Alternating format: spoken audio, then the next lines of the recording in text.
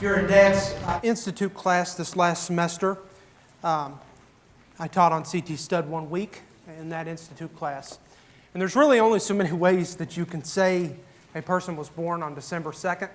So it's not like I can change the facts. And the facts of the man's life are the same, and there's not much I can do about that. So if you were in Dad's Institute class, you've heard all this stuff before. I can't change it all that much. But and I'm not naive to think that you remember all the facts that I presented, but you probably still would be bored just like everybody else. All right, Luke 14, we'll read one verse just to get started. Verse 33. So likewise, whosoever he be of you that forsaketh not all that he hath, he cannot be my disciple. As I've read and studied the life of C.T. Stud, that is the verse that comes back to my mind is, so likewise, whosoever he be of you that forsaketh not all that he hath, he cannot be my disciple. D.L. Moody is attributed with the famous quote saying, the world has yet to see what God can do with a man who is fully consecrated to Him. And to some extent, I would agree with that statement because no man can fully consecrate themselves to the Lord. But to some extent, I would also take exception with that statement. Because as I've read missionary biographies, and particularly with C.T. Stud, it at least appears to me that he was as fully committed and as fully consecrated to the Lord as one can humanly possibly be. So when we look at C.T. Stud, I want you to keep Luke 14:33 in mind, and keep that statement in mind that D.L. Moody made as well. Now, if I were to describe the life of C.T. Stud in a few descriptive words, I would use words like obsession, fixation, single-mindedness, a drive, an intensity, a passion. And I think you'll see this morning and agree with me that these are words that describe C.T. Stud very, very well. Early on in his life, it was the game of cricket that he was consumed with. But for most of his life, it was the Lord Jesus Christ that he had a burning passion for. Charles Thomas Stud was born December 2nd, 1860. His father, Edward, had made a career in India as a planter, and Edward in London was converted at a D.L. Moody meeting. And he was converted while his three oldest sons, C.T. being one of them, was away at Eton College, which was a boarding school. He arranged for his three sons to attend a D.L. Moody meeting, hoping that they would be converted. They weren't at that D.L. Moody meeting converted, but they were converted about a year later on summer holiday back at their home. By the time that C.T. was converted, he and his two other brothers were excellent at the game of cricket. They excelled in cricket. And C.T. was better than his two other brothers. He was much better than his two other brothers at the game of cricket. The last year C.T. was at Eton, at the age of 19, he captained the cricket team there at Eton College. After he finished his education at Eton, he went to Trinity College, which was of Cambridge University. And by the time C.T. reached his junior year at Trinity College, or Cambridge, he had reached the peak of the world in the game of cricket. The statistics that I read about C.T.'s junior year at Cambridge, they said that the previous 50 years, there had only been 4 batsmen that had excelled, that had produced a better batting average than C.T. did in his junior year at college. And in the previous 50 years, there had only been 4 better bowlers than C.T. in his junior year of college. And I can't help but relate this to 2019 modern day our sports. And you can pick any top college prospect in their junior year of college, and that's essentially what you're looking at with C.T. Stud. He had reached the top of the world in the game of cricket. The popular opinion of C.T. at that time was that if he wasn't the best cricket player, he was one of the best, for sure, cricket players of that day. And again, I can't help but put this into context in modern day sports, because we know C.T. eventually goes to the mission field, forsakes the game of cricket, and I can't imagine some top prospect in 2019 forsaking college football or college basketball or whatever it be to go to the mission field. Even these so-called Christians like Tim Tebow. Can't imagine him forsaking a career in football to go to the mission field. And it was at this point, again, that C.T. was saved. He was saved before he had reached the peak of the cricket world. But he was not the Christian that he later became. He was not fully consecrated to the Lord. Not only had he excelled, not only had he mastered the game of cricket, but the game of cricket had mastered him. It had become an idol to C.T. And C.T. never regretted playing cricket, but he regretted letting it become an idol in his life and keeping him from sharing the gospel with others. A little later in Stud's life, he had a wake-up call, if you want to call it that. His brother, whom they called GB, almost died. And this experience caused C.T. to wake up to the vanity of life, of a life lived with the pursuits of vanity and pursuing pleasure, wealth, and fame. Shortly after this, C.T. attended the farewell of a missionary who was headed to China, a man by the name of, or who was probably John McCarthy. And he attended this farewell of John McCarthy with his friend Stanley Smith. And it was at this farewell or this gathering that a plea for more gospel preachers was made. And it was at this meeting, this gathering, that C.T. Accepted the call and realized that there was a greater need than just missions evangelism in England. So he accepted the call here to evangelize outside of his homeland. Now C.T. would endure some discouragement from his family to leave England. At this point, his father had already passed away and his mother's health was already failing. But C.T. would not back down. C.T. Studd was going to China and there was nothing that was going to stop him. He eventually became a member of the China Inland Mission, which was the organization started by Hudson Taylor in 1865 to recruit missionaries to China. His friend Stanley Smith, the man who attended the farewell of John McCarthy with C.T. Studd, also surrendered to go to China. And then shortly after Stanley Smith and C.T. Studd joined the mission, there were 5 other men from Cambridge University that joined these 2 young men as well, and they became known as the Cambridge Seven. And most of you have probably heard of the Cambridge Seven.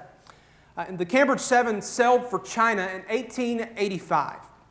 According to the China Inland Mission, the only way you could reach the Chinese was if you became like the Chinese. So when they landed in China, they became like the Chinese. They cut their hair, they had pigtails, they had the long sleeve gowns that is the stereotype of the Chinese back in that day. They became like the Chinese. Within 4 months, all 7 of these men were scattered throughout China. C.T. spent the first 18 months traveling from city to city and learning the language. He eventually went to Pyongyang, where Hudson Taylor was, and he traveled with Hudson Taylor for a short while. C.T. eventually found himself in a province called Sichuan. He was helping some foreigners who had escaped some persecution from another province, and they had escaped to Sichuan. And so C.T. was in Sichuan. There were a couple of developments in Sichuan. The first development was that in Sichuan, C.T. had turned 25 years old. And his father, before he had died, had made it so that when his sons had turned 25 years old, they would receive an inheritance from their father. As I said at the beginning, that Edward, C.T.'s father, had earned a fortune, really, in India as a planter. And it was at 25 years old that C.T. was to inherit most of this fortune. C.T. had reckoned that this inheritance would be about 29,000 pounds. And if my math is correct, in 2019 dollars, US dollars, this would be the equivalent of about $5 million. 29,000 pounds, $5 million. Of course, you've got inflation in there. So C.T. Studd was going to inherit $5 million, I don't know if I said 5,000 or 5 million, $5 million from his father. C.T. back in England, though, had already determined that when he was going to receive that inheritance, that he was going to give it all away. He was going to save none of it for himself. So when C.T. received the $5 million, or the 29,000 pounds, he split it up between multiple missions groups, He gave 5,000 pounds to D.L. Moody, which eventually went to start the Moody Bible Institute. He gave 5,000 pounds to George Mueller. He gave 5,000 pounds to George Holland. He gave 5,000 pounds to Booth Tucker, who was responsible for Salvation Army in India. He sent an additional 1,000 pounds to William Booth of the Salvation Army for various ministries. And a little later on, when he discovered the exact amount that he was going to receive, it exceeded the 29,000 pounds that he thought he was going to receive. It was in the 30s. And he gave most of that away to China Inland Mission. He left 3,400 pounds in his possession initially. He left 3,400 pounds in his possession. Now, around the same time, there was another development in his life. He met a lady named Priscilla Stewart. Priscilla Stewart had arrived in Shanghai in 1887 as a missionary, and providentially, C.T. was in Shanghai around the same time to see his brother G.B., who had arrived in Shanghai. Now, C.T. arrived about 2 weeks before G.B. arrived in Shanghai, and so he was there for 2 weeks with pretty much nothing to do. So he held some meetings with the sailors there in the evening. And one evening, Miss Priscilla Stewart showed up to one of these meetings, and so to speak, they hit it off. After C.T. and G.B. went to Taiwan, or I don't know how to pronounce that, a city in China, in inland China, Priscilla Stewart went with 3 other ladies to another city in China, which I will not try to pronounce. These two began writing each other, C.T. and Priscilla, and within 5 months they were engaged, and that's the way to do it. Quick engagement. During this time, again, C.T. and Priscilla Stewart are writing each other. And we get a little bit of perspective into the mindset of C.T. Studd during this time. There's not a lot of writings between the two that have survived, but we do have a few writings that have survived. And we learn this about C.T. Studd, that nothing in this life is going to waver his commitment from Jesus Christ. And he puts this in a succinct poem, and I'll just read you the poem that he wrote to his soon-to-be bride. He said, "My prescription for you is to sing daily, 'Jesus, I love thee, thou art to me, dearer than ever Charlie can be.'" Now that's not the type of language that you hear in courtship today. It's not. But it shows that C.T. Studd is consumed with one thing, and nothing is going to distract him from his mission on planet Earth, and that is to win souls to Jesus Christ. And it reminds me again of our text, Luke 14:33. "So likewise, whosoever he be of you that forsaketh not all that he hath, he cannot be my disciple."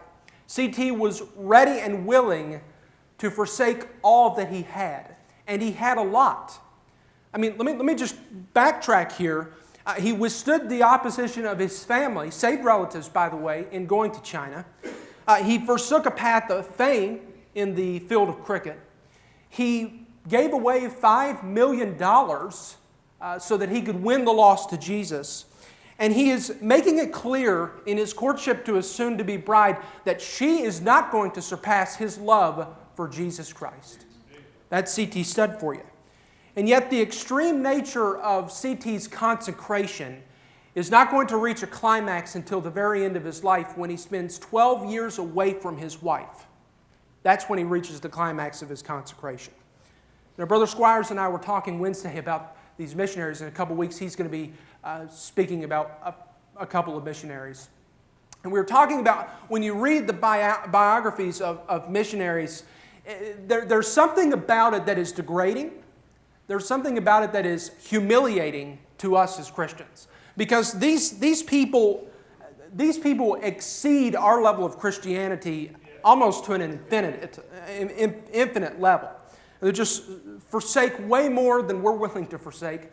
I mean, I don't know many Christians that are willing to forsake all 3 of these things that C.T. forsook, much less one of them.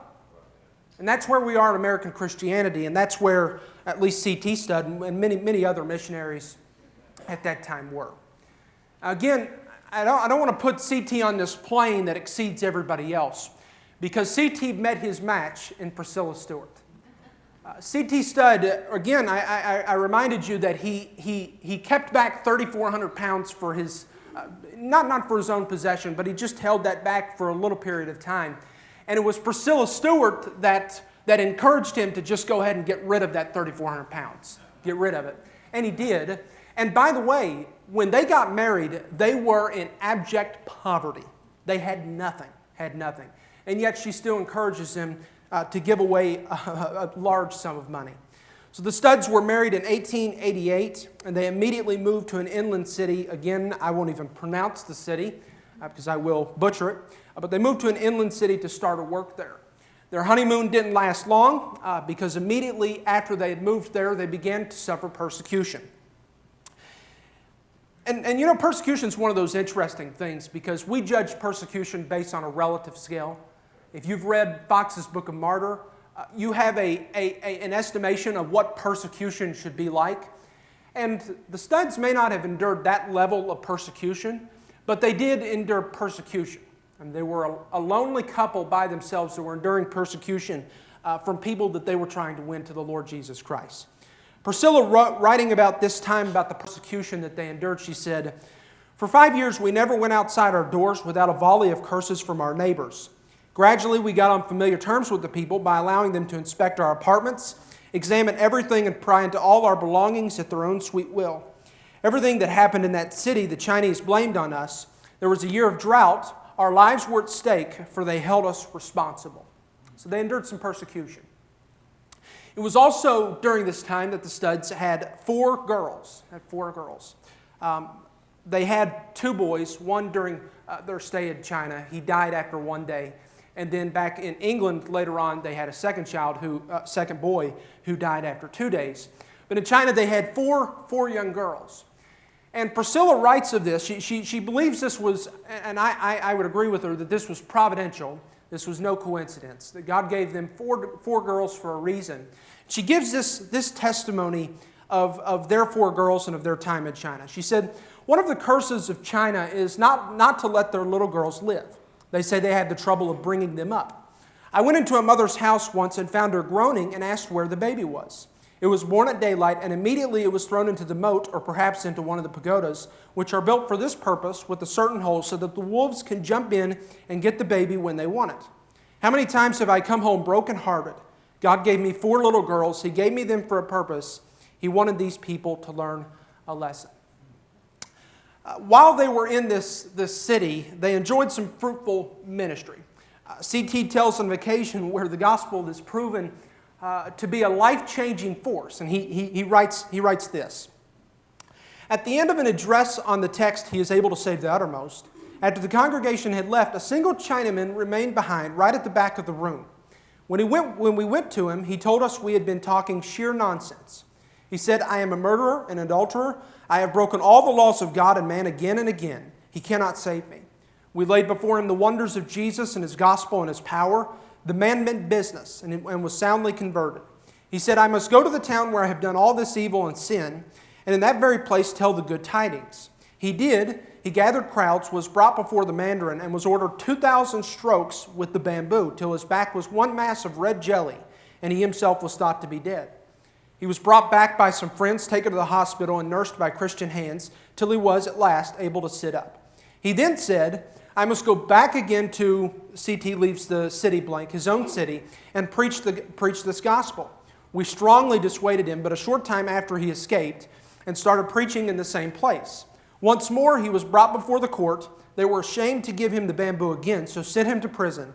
But the prison had small open windows and holes in the wall. Crowds collected, and he preached out of the windows and holes, until finding he did more preaching inside the prison than out, they set him free in despair of ever being able to move one so stubborn and so staunch.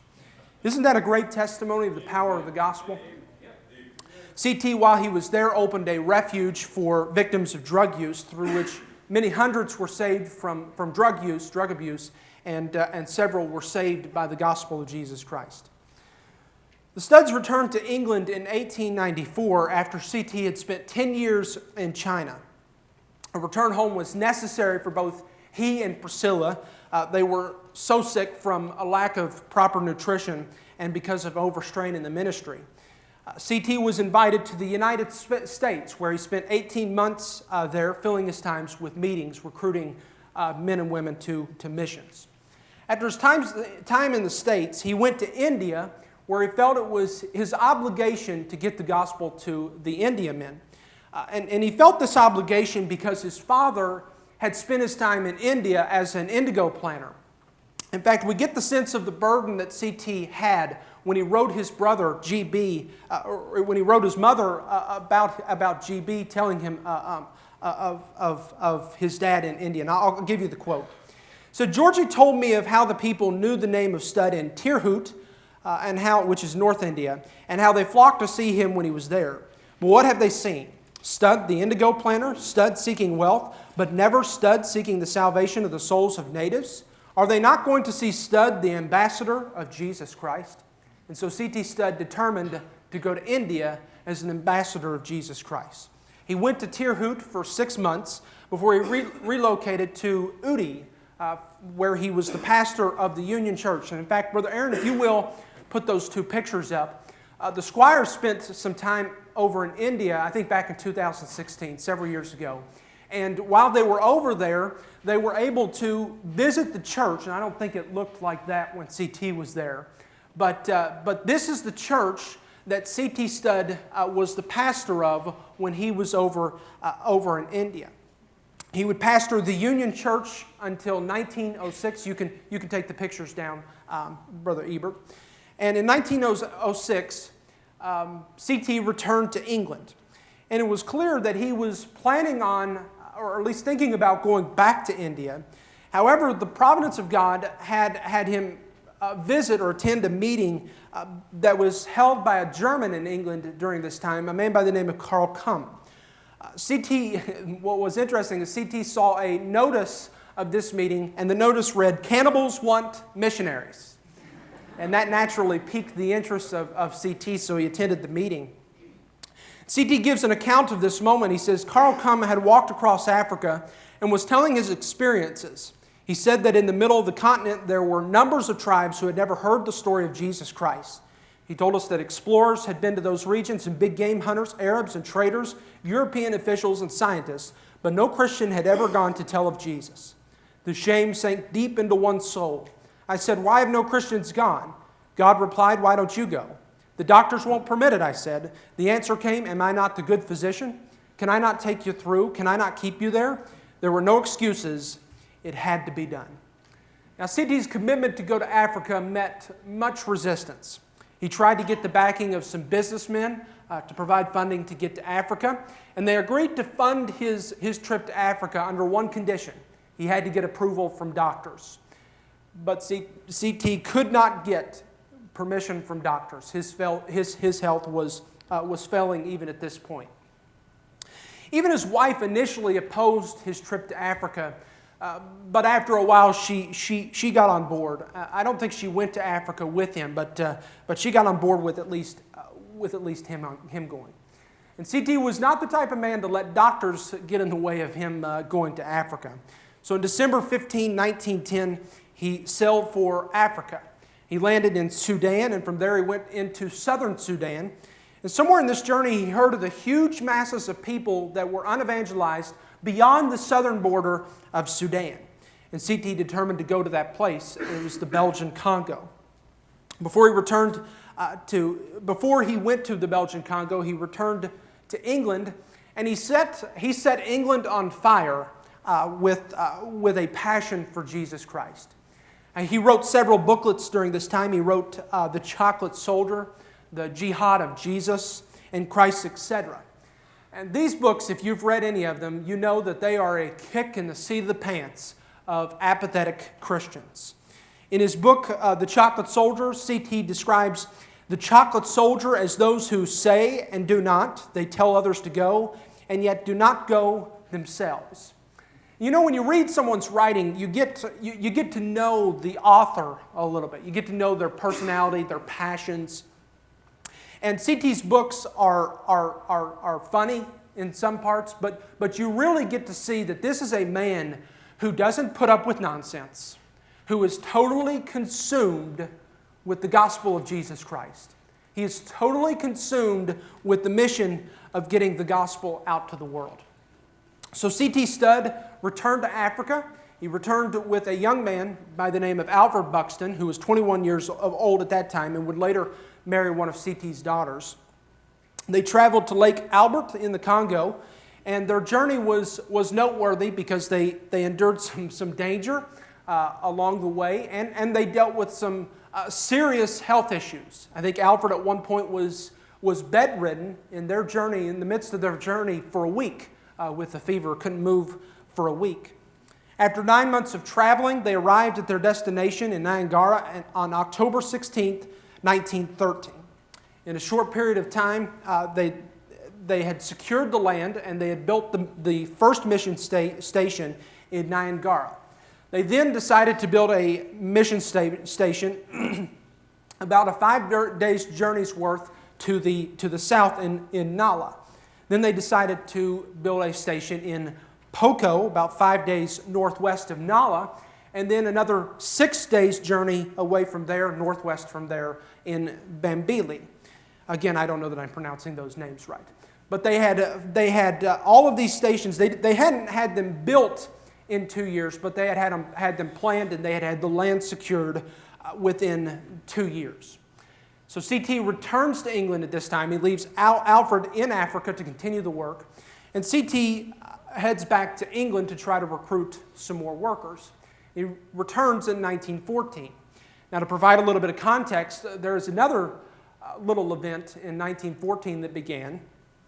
Franz Ferdinand of the Austro-Hungarian Empire was assassinated, and in unprecedented fashion, one thing led to another, and you have World War I.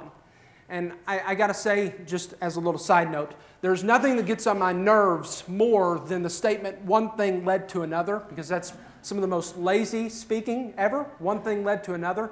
But one thing led to another, and you have World War I. In August of 1914, England declares war on Germany and the Austro-Hungarian Empire. So C.T. at this time wasn't the only one trying to recruit help to the battle. While C.T. was away, Alfred continued the ministry, and he had a baptismal service, shows the fruitfulness of their ministry. And he speaks of this baptismal ministry, and he says this. He says, "When all had answered various questions satisfactorily, we went down to the river, and one by one Coles handed them down to me, and I baptized them in the name of the Father, Son, and the Holy Ghost. Afterwards we sang together, 'Oh, 'Twas Love.' It sounded particularly impressive and peaceful, and in strange contrast to the report of Cole's revolver as he shot into the water to scare away the crocodiles." So, eventful baptismal service. I don't know that I would have submitted myself to baptism under those circumstances. By July of 1916, C.T. was ready to go back to Africa, and he would return with seven individuals, one of whom was his daughter, who was going to marry Alfred once they returned to Africa. But this group is notable for its exception, who wasn't on the trip. C.T.'s wife was not on the trip. She was not coming to Africa. And it wouldn't be until 1928, they departed in 1916, it wouldn't be until 1928 that C.T. laid eyes on his wife again. Major sacrifice. And I don't think they knew that it was going to be 12 years that they were going to be apart. And it doesn't look like I'm going to be able to finish this morning. And just to point out that at the very end of his life, in 1928, he spends 2 weeks with his wife before she departs again. And he won't see her there until they get to glory. She dies in 1929, and he passes away in 1931. So for the space of about 17 years, in the space of about 13 years, they get to see each other one time for 2 weeks. That's what I call major sacrifice. And it shows the caliber of person that C.T. Studd and even his wife was. And when they got back to the Congo, C.T. was not disappointed with the work. He says there were about 100 baptized converts at that time. And a little later on, he tells of some of the converts wanting to go to neighboring cities and villages to preach the gospel. And he had a meeting with these 50 individuals that wanted to go to a neighboring village. and he gave them some advice, some departing advice. And he says this, he describes their departure like this. He says, after a final prayer and committal, they rushed up asking, "How long are we to stay out?" I replied, "If you are tired, return at the end of 1 month. If not, return at the end of 2. If you can stick 3 months, very good." "Oh no," said one beaming face with a mouth like a bullfrog and the chuckle of a turkey gobbler. "I shan't be back for a year." While another continued, "You won't see me again for 18 months. And off they went singing. So even these natives are displaying commitment, and that's exactly how missions is supposed to work. It's exactly how it's supposed to work. In 1922, CT moved his headquarters to Ibambi, something like that. And this was followed by more fruitful labor. They in a nearby village, they built a sanctuary that would hold 1,250 people. And by 1923, there were about 40 missionaries on the field. And I'll have to close pretty quickly. I've got a few minutes. But they did experience some difficulty on the field. And it was about this time that they began to experience some apathy among the ranks of even the missionaries, but certainly among some of the converts. And it's pretty apparent during the time that in some of the writings of CT during this time that some of these so-called conversions were not leading to a changed life. And that troubled CT greatly. He said, "We are all gloriously discontented with the condition of the native church. It is all very well to sing hymns and to go to church, but what we must see are the fruits of the Spirit and a really changed life and heart, a hatred of sin and a passion for righteousness." To go along with some of this apathy and this lack of a changed life, there were some missionaries that opposed the leadership of C.T. Studd there on the mission field. And it should be said of C.T. Studd that his leadership was a little strict, if you want to put it that way. His son-in-law, who wrote the biography of C.T. Studd, he describes the standard of living for missionaries that C.T. Studd had for those that served with him as living in native-built houses, plainest of food, no holidays, no recreations, complete absorption in the one task of saving the heathen. I might object to the leadership of C.T. Studd if that was the case. Anyway, they needed a revival. They needed a revival. This revival came, and it came through a meeting that CT and about 8 other missionaries had. They had a prayer meeting one night, and they were reading selected scripture, and their selected scripture for that evening was Hebrews chapter 11. And it was the end of that chapter that really sparked the revival. And CT later on writes a book, or more like a little booklet that describes the events of this little meeting. It's entitled DCD. Those are the initials given to the book. And I would doubt that any of you have ever read the little booklet.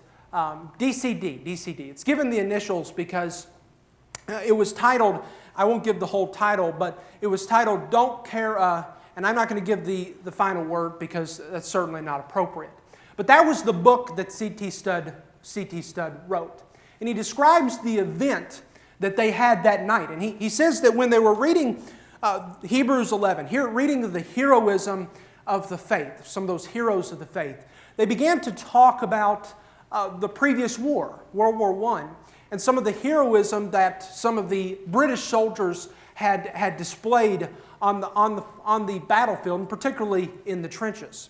You know, sometimes in those trenches, those men had to depart from the trench because there were reinforcements coming, and so they would literally charge the enemy lines, which you're charging machine guns. You're facing certain death, and yet the heroism that these British soldiers displayed is remarkable because even in spite of that certain death, they would get out of the trenches and they would bravely charge the ranks of the enemy soldiers.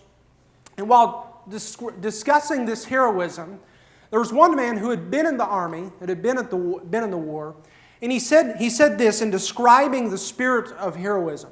He said the sergeant major would describe this spirit of heroism like this, and he quotes, "Tommy," which is a popular term for British soldiers, "Tommy don't care what happens to him so long as he does his duty by his king and his country." And it was that spirit that I don't care what happens to me, whether life or death, whether joy or sorrow, as long as the Lord, as long as, in this case, as long as the king and the country win the war. And it's that spirit that C.T. tries to transfer to Christianity. Whether life or death, whether joy or sorrow, I don't care what happens to me as long as the Lord is pleased and as long as people are reached with the gospel. And by the way, this is very similar to what Paul writes in Philippians 1 when he says, by life or by death, by life or by death, as long as Christ is magnified. And C.T. concludes the book. He tells of the ending of this meeting. He said there was a moment of silence in this meeting, and I'm getting the flashing light. I gotta wrap this up. He said at the end of this meeting there was a moment of silence after they had finished their discussion, until one man stood up and said, "I'll be a DCD soldier of Jesus Christ." And then another stood up and said, "I'll be a DCD soldier of Jesus Christ." And before long, everybody in the room had committed themselves to being a courageous, fearless warrior of Jesus Christ. And this spread. Before long, there were people in England that were writing to them in Africa saying, "I want to be part of this group." There were missionaries on other countries in Africa that wrote and said, "I want to be part of this group." And it spread from there. So I've got to wrap up. We're done. I'm already over time. That's pretty near the end of his life. He dies in 1931. Again, 1928, he gets to spend 2 weeks with his wife. 1929, she dies. And then in 1931, C.T. dies. But C.T. never quits. He never quits. He's always fighting. He's always trying to win the lost. In fact, in some cases, he'd be carried by some of the men to different villages because he couldn't walk. He couldn't walk there. Just displayed an unbelievable amount of courage, an unbelievable amount of consecration. And the series that we're going through, these 8 weeks, is meant not just to inform you of some historical figures in church history. That's really a worthless exercise. It's meant to inspire you to live a fully consecrated life to Jesus Christ. And we'll reach the world with the gospel once we fully commit our lives to Jesus Christ.